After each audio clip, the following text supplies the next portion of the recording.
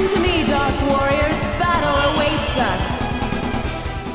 Is there a more memorable line than this? Valkyrie Profile, released in 2000 on the PlayStation 1 by Tri-Ace. Those unfamiliar with Valkyrie Profile or Tri-Ace might know them from the Star Ocean series. Valkyrie Profile is the first of its series. There is a prequel released later on the DS that I never played, and a sequel on the PlayStation 2 that we will not talk about. As the name implies, it's a game heavily inspired by Norse mythology. You play the game as Valkyrie Lena, the wisest and most powerful of your sisters. Before you can start the game, it asks you if you want to play on easy, normal, or hard difficulties. Pick hard. Not because the game is too easy, the game can be quite challenging at times. No, you pick hard because content is locked out from the other two difficulties. This includes dungeons, einherjar, whole storylines, and even the true ending. Now, this just annoys me. Not because I picked normal the first time I played as a kid, and then having a friend tell me to play the hard mode because I'm going to miss out on stuff. No, because why give people the choice to play an inferior version of your game? The game is clearly meant to be played on hard because it's the most complete. And even then, the true ending involved doing a whole bunch of obscure things that you had to be some kind of genius to figure out. Thank God for game facts as a kid. The game begins when you are awoken from your slumber and Odin tells you that the Battle of Ragnarok is upon us. Odin tells you to head to Midgard to collect einherjar, which are human souls of the dead, to help in the Battle of Ragnarok. However, doing this is no simple task. You cannot just send souls up there because they'll be killed in battle immediately. You must train them first to send them to Asgard. Luckily for you, wiping out the forces of undead is also part of Valkyrie's job. In the world map, planets can be seen flying in the sky. By hitting start, you're able to listen to the souls of potential einherjar. What you get is randomized depending on both the difficulty you've chosen and the chapter you are on. This gives you a short backstory about the characters, their lives, their personalities, and most importantly, their death. Not everyone you recruit is a soldier or a great warrior. Some einherjar are just ordinary people with their own goals cut short by circumstances, and their backstory can get a little somber at times. There could be a simple girl like Yume, who traveled to Hailan to meet a father she's never met before. Or a crook like Badrach, who for a single fleeting moment had a flash of good in his heart and was chosen. Not every character is created equal though. Some characters barely get any development in their backstory. And I like to think of these characters as filler characters. If you're playing hard, you get a total of 21 einherjar, with 3 secret ones. There is plenty of choice for who you want on your team. These einherjar you recruit also help learn about the personality of Lennis herself. Lelewin, for example, is a soldier from Krelmonfran. You hear about him heading off to war, leaving behind his lover, promising her that when he returns, they will be married. However, war never turns out the way you expect it to. Krelmonfran lost, and what his lover found waiting for her was an empty coffin instead. Here you see the usually emotionless and stoic Lennis asks if Lelewin's satisfied about leaving things as it is. Unlike the other gods, Lennis truly cares about the people of Midgard. She's constantly going out of her way to help her einherjar, even at a risk to herself. The death of a loved one. For they that remain, the wounds grow deeper and deeper. They that remain grow weaker and weaker, an agony incomparable, their hearts in bondage.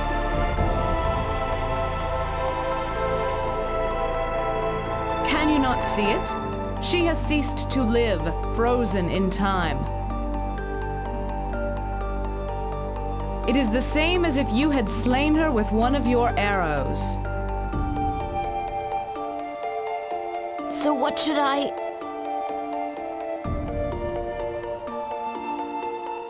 There is no need to pretend, simply do what you can.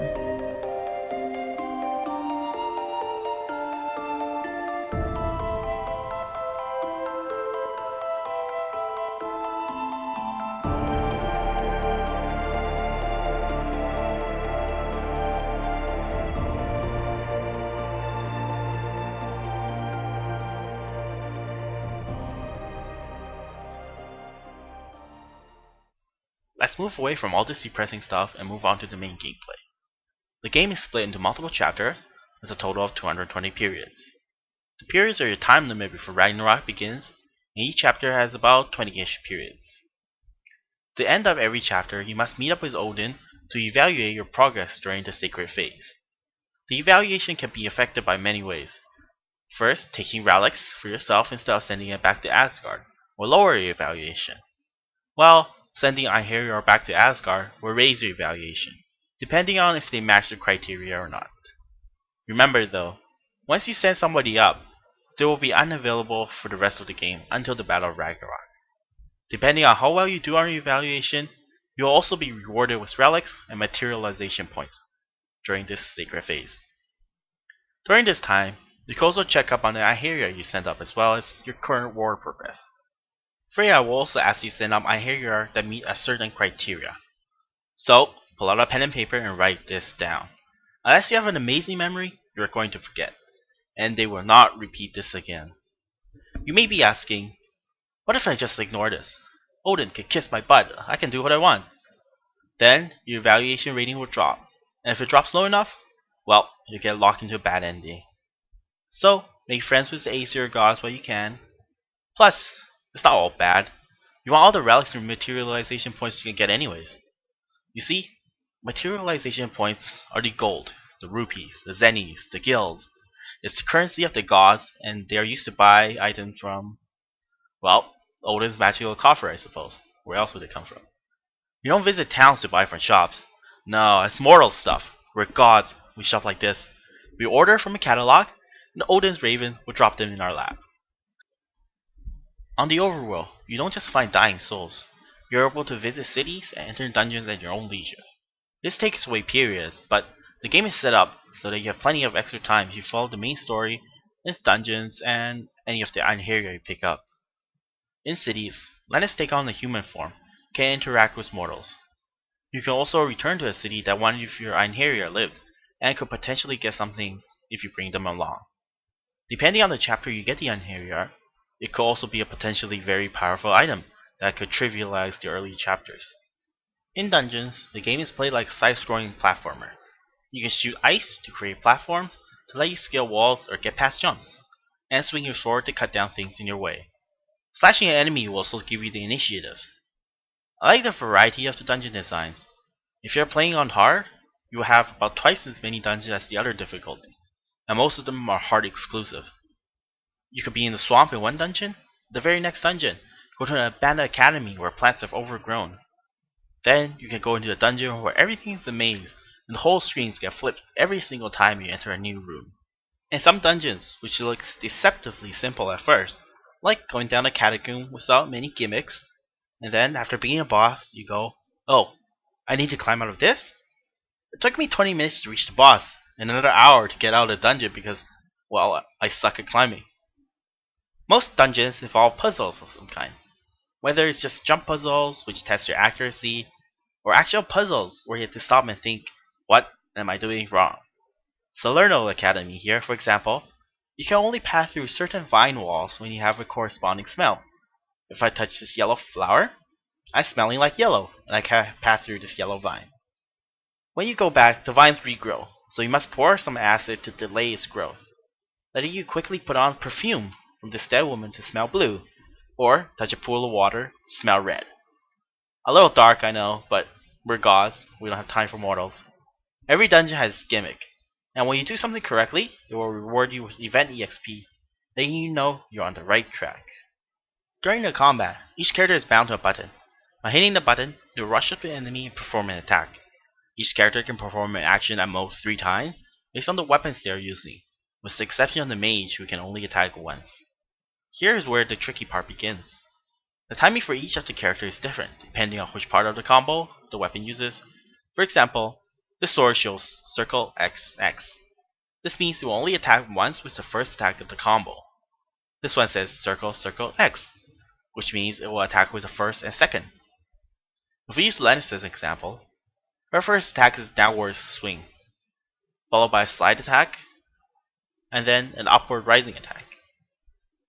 This means that when you're attacking an enemy, don't send somebody in with an air launching attack right after Lennis does their first swing, or she will miss the rest of her combos entirely. Choosing a weapon is a big deal too. You look at this weapon's 150 attack and 3 hits with the combo. This means it does a total of 450 attack since you hit 3 times. But at the same time, damage is reduced 3 times by enemies with high defense, making the weapon ineffective. This weapon, for example, swings once with 600 power. It's very powerful, but it doesn't build up combo like the other ones. What combos do is build up the meter for your finishing strike, which is based on the power of your weapon. Yes, it will be a direct multiplier of that 150 power or 600 power, making the slow hitting weapon much stronger.